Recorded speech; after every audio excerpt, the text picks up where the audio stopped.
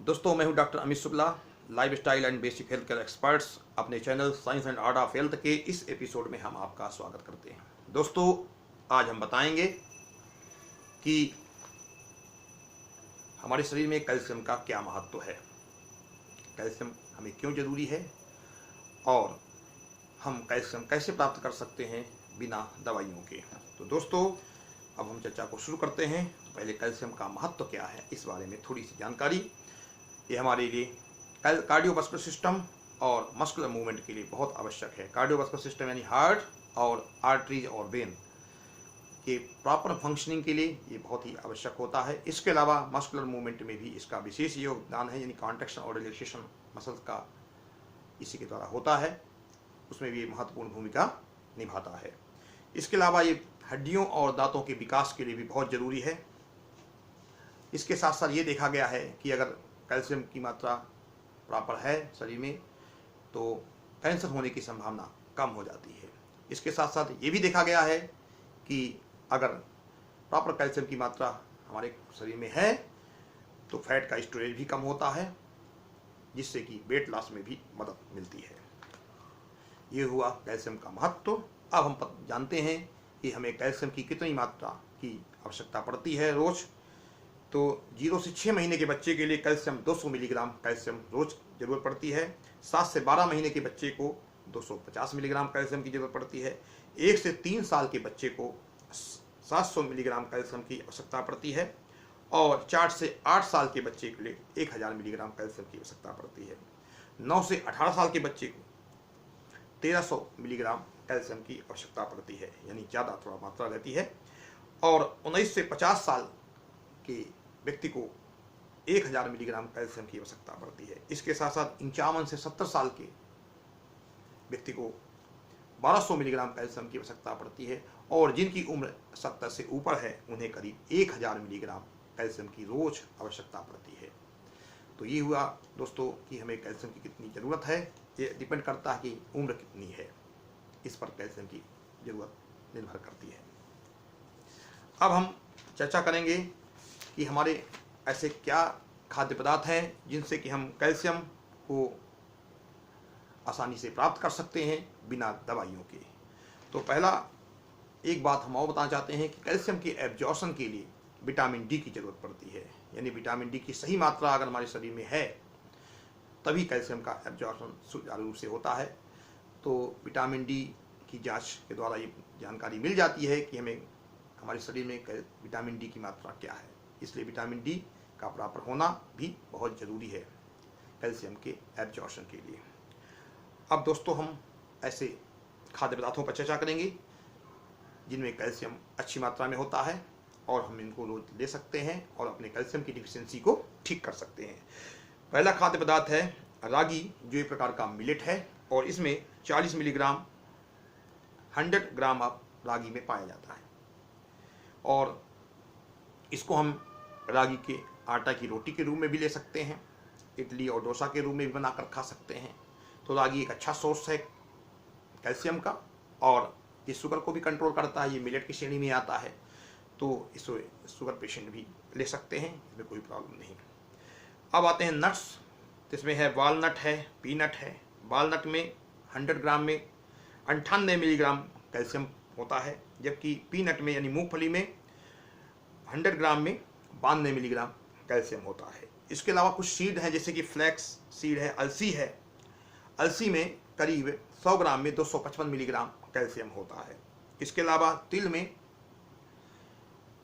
100 ग्राम में 975 milligram calcium होता है। तो हम फ्लैक्स सीड को रोस्टेड करके खा सकते हैं और तिल को भी रोस्टेड करके खा सकते हैं और पीनट को यानी मूंगफली को हम पानी में भिगोकर ले सकते हैं अपनी आवश्यकता अनुसार। इसके अलावा हम अगली चर्चा करेंगे ब्रोकली पे, जो कि एक अच्छा प्रोटीन का स्रोत होता है। इसमें कैल्शियम भी अच्छी मात्रा में पाया जाता है। अगर देखें तो 1 कप ब्रोकली में करीब 180 से 190 मिलीग्राम कैल्शियम पाया जाता है और इसको हम सूप और जूस के रूप में ले सकते हैं। इसके अलावा हम संतरे पर आते हैं। तो संतरा 100 ग्राम संतरे में करीब 40 से 50 मिलीग्राम कैल्शियम पाया जाता है और इसको हम सीधे ले सकते हैं या जूस के रूप में ले सकते हैं।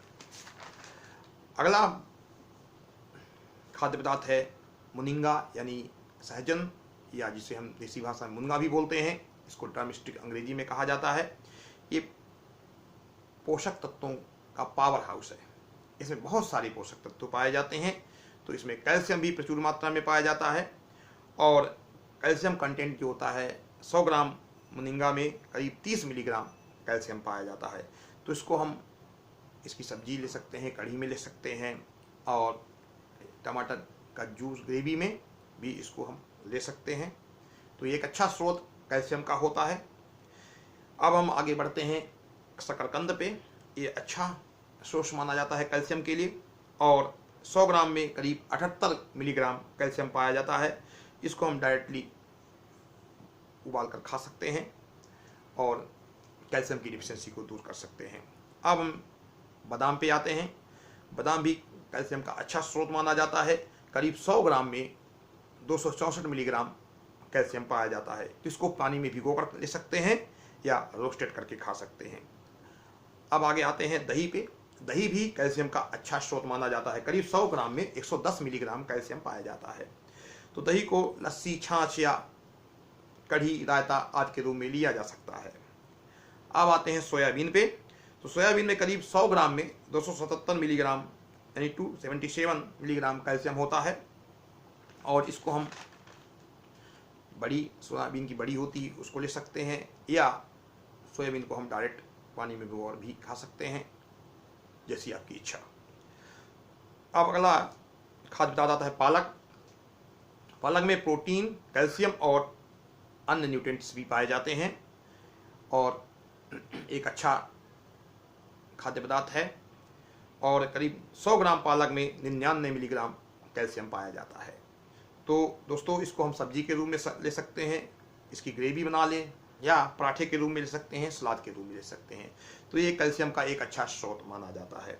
पुदीना की चटनी, पुदीने में भी कैल्शियम अच्छा मात्रा में होता है। करीब 1 चम्मच पुदीने की चटनी में 14.9 मिलीग्राम कैल्शियम पाया जाता है। तो ये भी कैल्शियम की डिफिशिएंसी को दूर करता है। इसके साथ साथ ये पुदीना पेट के दर्द में भी लाभदायक है। ये स्टमक के इन्फ्लेमेशन को भी ठीक करता है, नौजिया में भी लाभदायक है। अब आते हैं जीरे पे। तो एक चम्मच जीरा में करीब 19.6 मिलीग्राम कैल्शियम होता है। इसको मसाले के रूप में ले सकते हैं और जलजीरा के रूप में ले सकता है।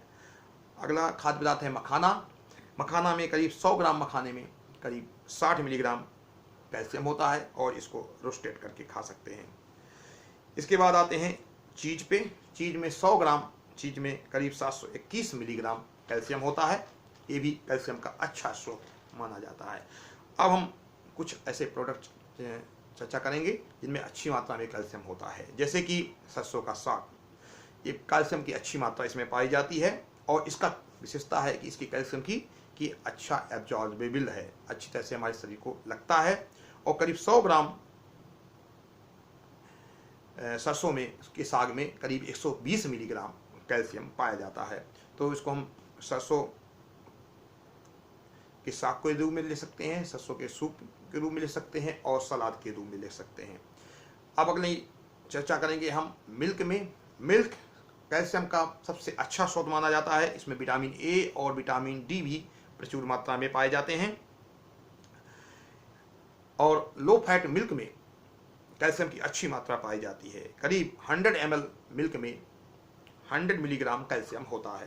तो मिल्क को हम छाछ के रूप में ले सकते हैं, ऐसे ही दूध पी सकते हैं, चीज के रूप में ले सकते हैं और दही के रूप में ले सकते हैं। दोस्तों अंतिम खाद्य पदार्थ है दाल। दालों में कैल्शियम की अच्छी मात्रा पाई जाती है, लेकिन मूंग की दाल सबसे बेस्ट मानी गई है। इसमें 1 कटोरी मूंग की दाल में करीब 60 मिलीग्राम कैल्शियम होता है, या हम कह सकते हैं कि 100 ग्राम मूंग में अगर 100 ग्राम मूंग लेते हैं तो उसमें 132 मिलीग्राम कैल्शियम पाया जाता है। 100 ग्राम मूंग में 132 मिलीग्राम कैल्शियम पाया जाता है। तो दालें एक प्रोटीन के स्रोत के साथ साथ कैल्शियम का भी अच्छा स्रोत मानी जाती हैं। तो दोस्तों आज की चर्चा में हमने जाना कि कि कैल्शियम का क्या महत्व है और हम अपने खाद्य पदार्थों से कैल्शियम कैसे प्राप्त कर सकते हैं। और अगर ये जानकारी आपको अच्छी लगी, पसंद आई, तो इसको लाइक करें, शेयर करें और सब्सक्राइब चैनल को करें, जिससे कि आगे आने वाले वीडियो भी आपको समय पर मिलें और एक अच्छी जानकारी आप तक पहुँचे। तो दोस्तों, आज हमने कैल्शियम पे जाना है, और अगर ये बात आपको पसंद आई तो इसके लिए लाइक कर दें, और चैनल देखने के लिए आपको बहुत बहुत धन्यवाद।